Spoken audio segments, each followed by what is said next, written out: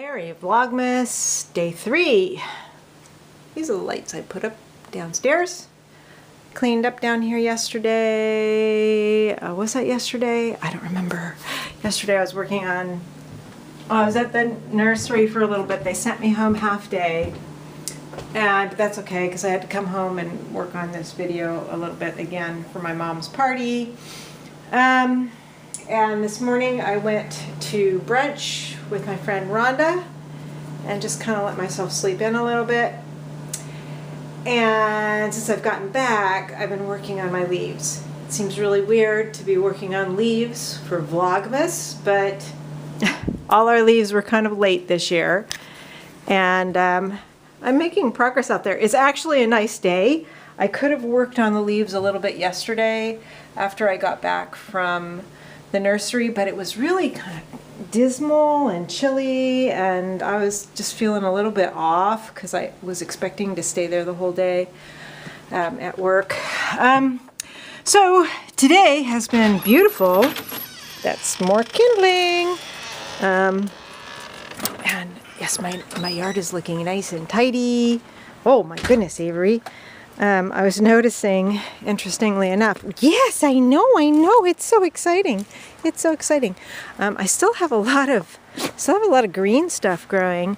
I've got like some new growth on some of the mints, and what else did I've got some arugula out here that I should pick some and put it in my salad. I guess it can withstand frost because we had a pretty good frost the other day. But anyway, I finally got a bunch of it cleaned up. I'm putting it in bags and bringing it in the backyard. So I will save it for mulch or try to compost it later because I just can't deal with all of it right now. But yeah, so the garden's pretty sleepy now. It's got a nice blanket of leaf mulch. Leaves. It's not mulch yet. I've got comfrey coming up everywhere, which isn't a bad thing. I've got a couple things that I need to cut back. I need to cut back this wormwood and that pineapple sage, but it's still blooming. And so that's food for, some of the bees still, I guess.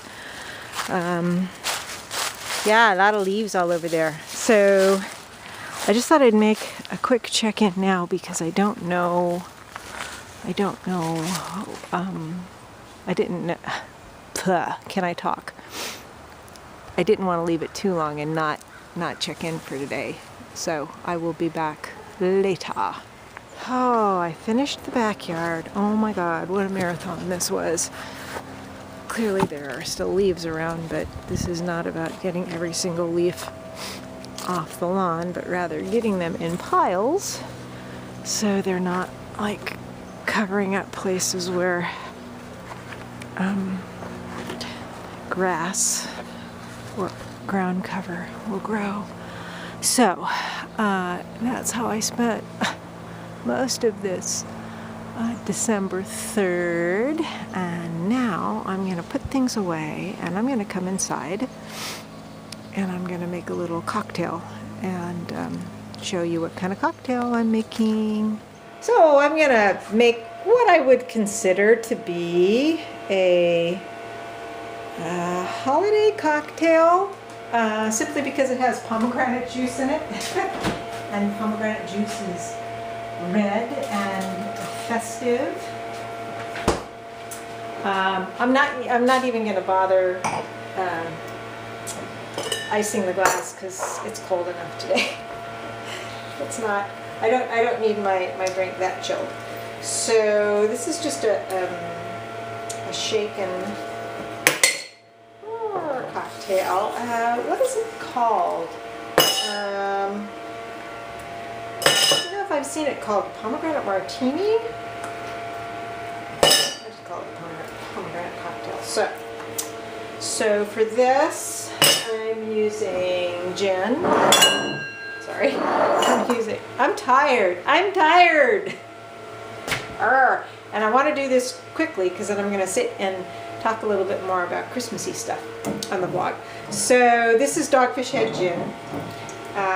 And I like gins that are pretty botanical tasting. I don't like gins that don't have a lot of aromatics in them. Otherwise it's just like vodka. Why bother? So I'm going to use 2 ounces of gin. And I'm going to use a ½ ounce of limoncello. Now when I was originally making this cocktail, I was using an orange liqueur. But last time I made it, I tried it with the limoncello, some lemon bitters, and a little bit of lemon juice, and it was really good. So I will use ½ ounce of the limoncello. And then I will use about 3 ounces of fresh pomegranate juice. You can use more than 3 ounces if you like, but wow, I'm having a hard time. Oh my God. I've used this so much that some of the markings have started to come off. And that's about 3 ounces of pomegranate and a little bit of lemon bitters. Show some lemon bitters. And then I'm going to squeeze a little bit of lemon juice in it. I don't like too much acid. I don't like too much sourness in my cocktails, but I don't like them super sweet either. So where some recipes will say to use like ½ ounce of lemon juice or lime juice, that seems like way too much, and just a good squeeze is to work for me. And then it is just shaken. Make sure this is on right.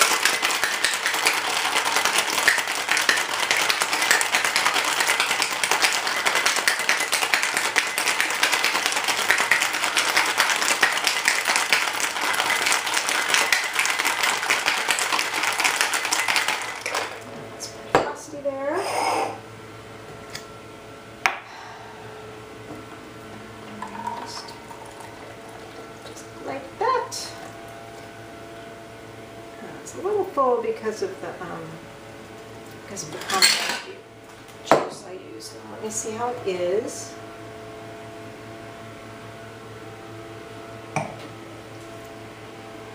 Oh, that's very nice. That's a very nice cocktail. All right, I'm gonna clean this up, and then I'm gonna take my cocktail down by the wood stove and chat a bit. All right, so my fire is getting going. It wasn't super cold today, but it's a little bit chillier now, and I thought the ambiance of the wood stove would be nice for this vlog. Let me see if I can get some better light on me. It's kind of a dark corner there, so I'm going to turn that a little bit. Maybe we'll get a little bit of light from that one. So I'm not quite so dark. Okay, so something that I was thinking about. I mentioned prompts for memoir writing. And my friend Annie said that she liked the idea of prompts for the Vlogmas. And while the prompts that I found for memoir writing are good prompts for general stuff, I thought, well, they're not real Christmassy. So one of the first prompts I read was there anything special about the day you were born, or what was your first memory of something or other? So I thought, well, how about, as a prompt, what was your first memory of Christmas? And I have some general memories, and then I have some specific memories. So I would say, instead of first, maybe first memory of Christmas, but also, you know, what kind of memories do you have about Christmas from when you were very young? So the first memory I have is that we had, of course, I grew up in Southern California. I grew up outside of LA. And, you know, we didn't have snowy Christmases and frequently didn't even have terribly cold Christmases. So, some people had fireplaces, but our house didn't have a fireplace. Although that was always something that my mother said would be nice, would be a fireplace. Although she doesn't know what a mess that could be. I'm not sure she would like that. You always come. You always come. Okay, come on up. Come on up. Just don't knock over my cocktail.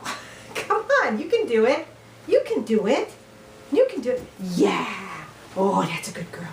So, so we had a cardboard fireplace.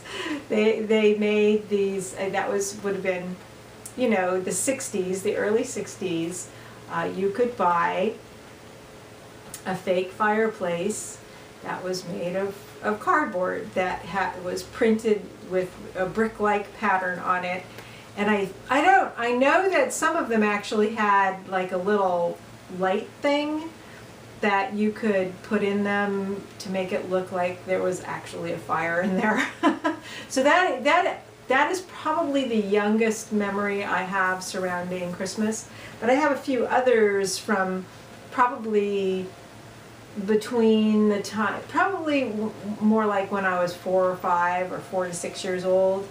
I remember once there was a store we went to that was specifically a Christmas decoration store, and I don't remember where it was. It might have been Long Beach or something like that, but it was just in my kid mind that was the most magical place. And I still remember a couple of the decorations that we got that we had for the longest time. There was like a styrofoam angel. I remember it having like kind of pink wings, and it was kind of fat and cherub-like. And then I also remember there was a hardware store in Long Beach. We lived in Southgate. And if you're not from the general LA area, you're not going to know what I'm talking about. But if you went to Google Maps, you would see. So there was a hardware store in Long Beach called Dooley's. And we would go to Dooley's some years for our Christmas trees. And back then, they had the Douglas fir trees that were more like the Charlie Brown trees, what we think of now as Charlie Brown trees. But quite frankly, I like those better because the branches were a little bit far apart and they were more natural looking than the cultured or sheared Douglas firs. And Douglas firs always just smelled the best. They had the sweetest fir scent to them. So anyway, we would go to Dooley's and get our Christmas trees. And I remember one year, instead of having like a live Santa there, they had like some sort of closed circuit TV that showed you Santa. Of course, Santa was supposed to be, I guess, at the North Pole instead of Long Beach. And you would walk up and there was like this little tiny TV monitor, black and white. And I remember there was Santa. And then the last memory I'll share is that every Christmas Eve for the longest time throughout my childhood, we would go to my mom's sister's house, my aunt, and she lived in the San Fernando Valley, so it was probably, you know, a 45-minute drive out there. My mom would make the pączki, because we always had pączki, even though that's not necessarily traditionally Polish Christmas food. That's what her mother did, so that's what she did. So my mom made the pączki, and my aunt had the beet soup and the pierogis, and I guess we had some kind of fish and that sort of thing. And so my Christmas Eve memories, and they had a fireplace. So they had a real fireplace, because they were in the valley, and the valley got a little bit colder. And I was like the only child there, because my brother that's closest to me is 5 years older than me. And, but there were no other children, and everybody else was like way older. All the cousins were way older than me. So I would just kind of sat and observed, you know. And there were a lot of adults there that I didn't know really well. They were from the Polish Catholic community there in LA, but I didn't know them, my aunt knew them, and so there were all these adults there, and there were mixed drinks. I mean, my parents really, they never had spirits in the house, really. Mostly they just had, my dad would have beer. And I still remember that smell of like highballs, like whiskey and ginger ale, and the smell of perfume on the women, and especially coming in from like a cold night. Just a lot of sensory memories from that time. And we would go to my aunt's for Christmas Eve meal, and then we would go to the Polish Catholic Church for midnight mass. And I remember one year, I was probably, like I say, 5 or so. I had this funny little hat thing that just kind of covered like this, you know, it just kind of went, it was like a giant hairband, but it wasn't a hairband. And I remember it had like white rabbit fur or something on it, and then some little red flowers, berries, something, and I had some red knitted gloves that also had the rabbit fur around them. It just seemed so fancy. And then we always got nice flannel nightgowns from my uncle, because he had a dressmaking manufacturer that he inherited from my grandfather. And they always used like really good flannel. It was Lands, so it was like a really heavy, nice thick flannel. And I remember getting my nightgown that year and putting it on when I came home from the Christmas Eve and then the midnight mass. And I remember at the midnight mass too, I remember it was all in Polish, so I really didn't understand it anyway. And just trying so hard to stay awake and feeling that nodding off sensation. But the Polish church was nice, because they decorated for the nativity scene. They brought in tons of these Douglas fir trees, so the whole church, you know, smelled like fir. So that's it. What are your first memories of Christmas from when you're little? If, of course, you celebrated Christmas. Maybe you don't celebrate Christmas. Winter holidays of any kind. Doesn't matter. All right, Avery, I gotta get you down, because I gotta poke the fire and have my cocktail and put this video together. All right, folks, that's a wrap for Vlogmas Day 3. Excuse me. Oh, goodness.